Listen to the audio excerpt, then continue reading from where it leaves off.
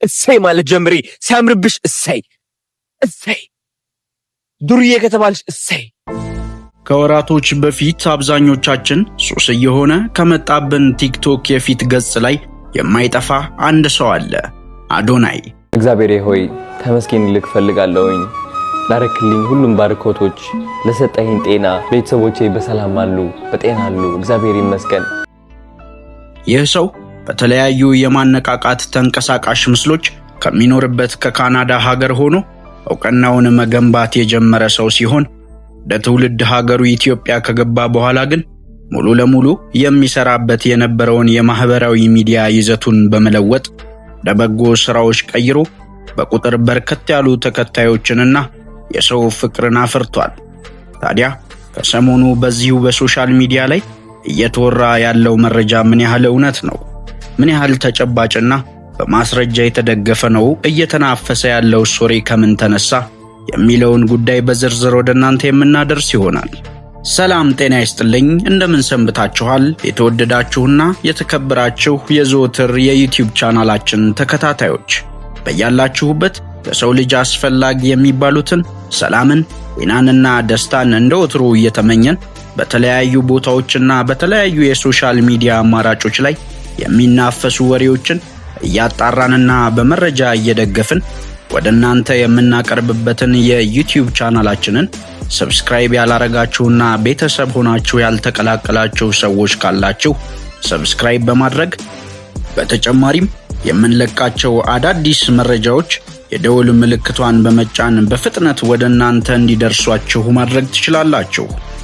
በዛሬው ቪዲዮ በተለያዩ የበጎ ስራዎቹ የምናቀው ጀግናው አዶናይና በሚሰራቸው ተንቀሳቃሽ ምስሎች ሁልጊዜም ከጎኑ የማትጠፋው ጃኒ አርግዛለች የሚለውን መረጃና በተጨማሪም አዶናይ ከሚሰራቸው የበጎ ስራዎች መሃል አንዱ የሆነው የታዋቂ ሰዎች የመኪና ሽልማት ጋር ተያይዞ ፖፑላር ኤሌክትሮኒክስ የፎሎወር መቀነስ ምክንያት በመረጃና በማስረጃ እየደገፍን ወደ እናንተ እናደርሳለን።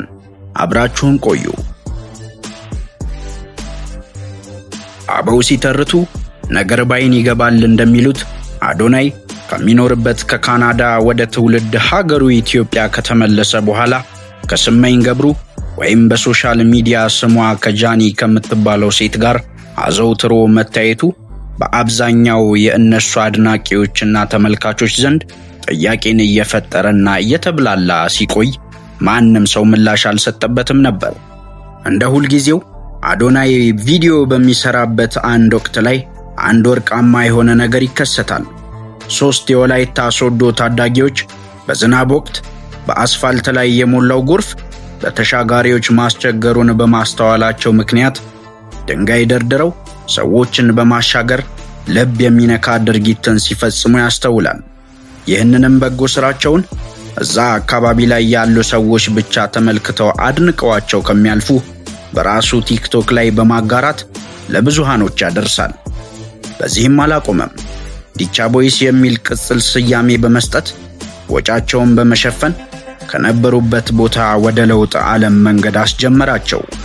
ይህን ጊዜ ላይ ነበር በቲክቶክ ላይቭ ጌም በመጫወት የምናውቃት ጃኒ ወይም ስመኝ ገብሩ የተባለችው ቲክቶከር አብራው ብዙ ቪዲዮዎችን መስራትና መቀራረብ የጀመሩት። ይህ መቀራረብ ቀስ በቀስ ይህንን ግንኙነታቸውን በማሳደግ ቆንጆ ወደሆነና ብዙዎች የሚቀኑበትን የፍቅር ህይወት የጀመሩትም ይህንንም ተከትሎ ነበር። በዚህም ሳቢያ በዩቲዩብ በቲክቶክና በመሳሰሉት የማህበራዊ ሚዲያዎች ላይ የሚገኙ ገንዘብን በታዋቂ ሰዎች ላይ ባነጣጠረ ሐሰተኛ ዜና የሚሰሩ ሰዎች ይህንን ቅርርብ ወደ ዜና በመቀየር ምንም ተጨባጭ መረጃ በሌለበት ስመኝ ገብሩ ወይም ጃኒ ከአዶናይ አርግዛለች የሚል ወሬን ማናፈስ የጀመሩት። እኛም ይህንን የተሰማ መረጃ ለእናንተ ከማድረሳችን በፊት ምን ያህል ነገሩ እውነት ነው የሚለውን ከታማኝ መረጃ ምንጮች ያጣራን ሲሆን ፈጽሞ ሐሰት ሆኖ አግኝተነዋል። እናንተም እንደዚህ አይነት ተናፋሽ ወሬዎች ሲነሱ በተቻለ መጠን ከታማኝ የመረጃ ምንጮች እንድታጣሩ እናስታውሳለን። በዚሁ አጋጣሚ የአዶናይና የስመኝ ገብሩ ወይም የቲክቶከር ጃኒን መልካም ተግባር የምትወዱ ሰዎች እንዲሁም የምታደንቋቸው ሰዎች ይህንን ቪዲዮ ላይክ በማድረግ ፍቅራችሁን መግለጽ ትችላላችሁ። በቀጥታ ወደ ዛሬው የመጨረሻ መረጃችን ተሸጋገርን። የተለያዩ ታዋቂ ሰዎች በትራንስፖርት እጦት ሲጉላሉ የተመለከተው አዶናይ ያለውን ከፍተኛ ዕውቅናና ከፍተኛ የህዝብ ፍቅር በመጠቀም በተለያዩ የማስታወቂያ ድርጅቶች እየተደገፈ በተሰማሩበት የሙያ መስክ ለሀገራቸው ውለታ ለዋሉ አርቲስቶች መኪና ሲሰጥ ታይቷል። የዚህ ዕድል ተጠቃሚ የሆነው ታዲያ አርቲስት ሱራፌል ተካም ፖፑላር ኤሌክትሮኒክስ ከተባለ ድርጅት ጋር አዶናይ ባደረገው ስምምነት አማካኝነት መኪና ሊሰጠው እንደሆነ አብዛኞቻችን ከጥቂት ወራቶች በፊት ሰምተናል። ነገር ግን ይህ ድርጅት ከአዶናይ ጋር ከተስማማበት የፎሎወር መጠን ቁጥር ላይ ሲደርስ ነገሩን ችላ ማለቱና ማዘግየቱ ብዙ ሰዎች አንፎሎ በማድረግ ንዴታቸውን ገልጸዋል። ይህንንም ያስተዋለው ድርጅቱ ፖፑላር ኤሌክትሮኒክስ በፍጥነት ይቅርታ በመጠየቅ የመኪናውን ስጦታ አስረክቧል። ለዛሬ የያዝናቸው 2 መረጃዎች ይህንን ይመስሉ ነበር።